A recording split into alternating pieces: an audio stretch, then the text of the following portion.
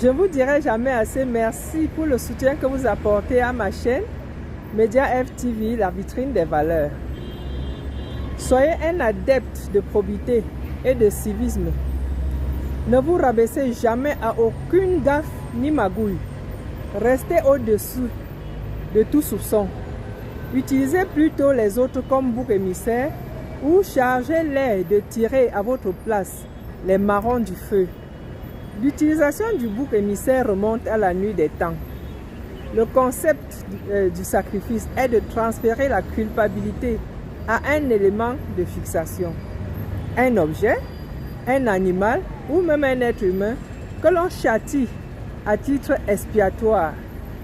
Cette nécessité impérieuse de rejeter sa faute, de la projeter sur un autre ou sur un objet extérieur possède un pouvoir immense dont les gens avisés savent tirer parti. Le concept même de sacrifice, ou alors le sacrifice tout court, est un rituel peut-être le plus ancien de tous.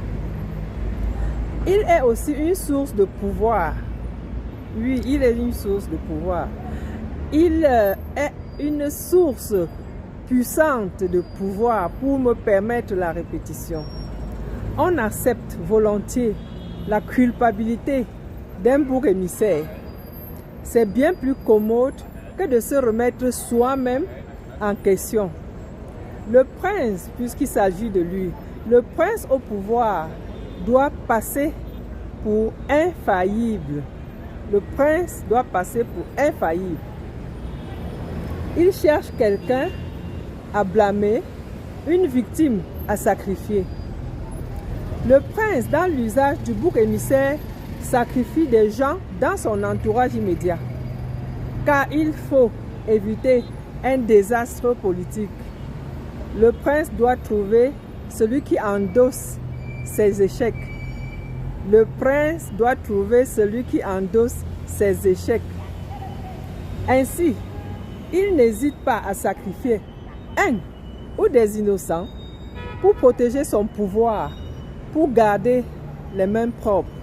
Oui, il n'hésite pas à sacrifier un ou plusieurs innocents pour protéger son pouvoir, pour garder les mains propres. Merci de m'avoir écouté, mais surtout abonnez-vous pour avoir la primeur des prochaines publications.